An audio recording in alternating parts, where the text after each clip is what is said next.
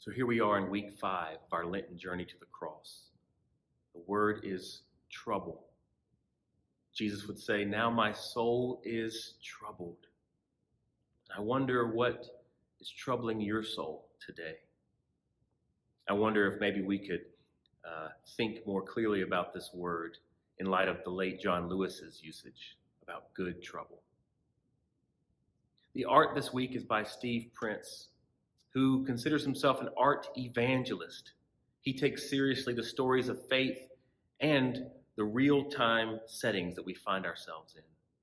And so as you contemplate the art this week, recall first that story of Joshua, as God instructs Joshua to send 7 priests, armed only with trumpets, to encircle the walls of Jericho.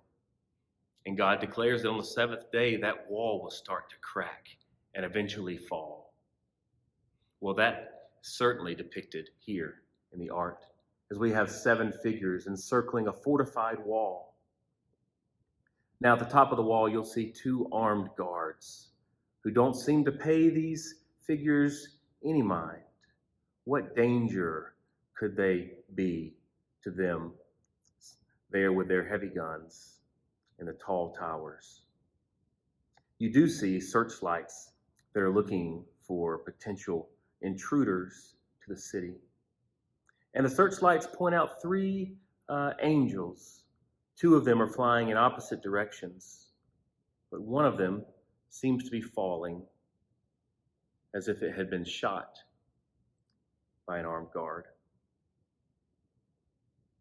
Now, as the angels are there depicted above the barbed wire in the city, in the moonlight, the figures, we don't just get their outlines, we get their details. We get their muscles. We get their tissues. We get their bones.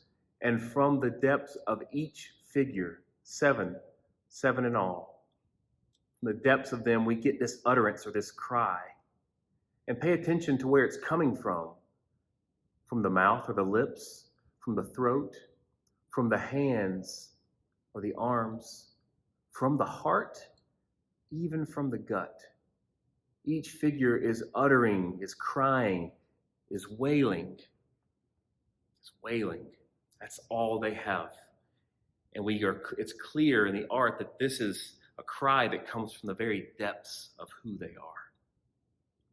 The title of this is Wailing Wall, and certainly brings to mind that ancient wall in Jerusalem where Jews and Christians alike would go and offer their deepest prayers and cries and pleas to God for intervention, for deliverance.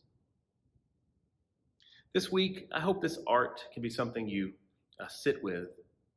And as you sit with it and also contemplate the beautiful poem by Rilke and the stirring song by Leslie Odom Jr., there's so many reverberations about listening, about ringing, about bells, about the call to action, and the pervasiveness of pain and trouble. And as you contemplate all these things this week, and hopefully find time to share them together with those at church or in your family, would you consider, where is God calling you this week? Where is God calling you to show up, to march, to stand with, to speak out, to cry aloud for? And don't forget that as you contemplate these things, you don't fail to mention the truth of what happens in that story of Joshua, and also what's depicted here in this art.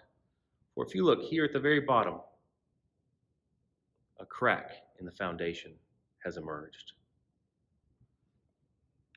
I offer this weekly reflection from Crocker, a place where many of us sing or learn to sing together in this church. But I could have been in a nursery, for even newborn babies are equipped with that ability to cry out. May God use us all to cry out for things that trouble us to our souls for the sake of God's kingdom here on the earth. The peace of Christ be with you.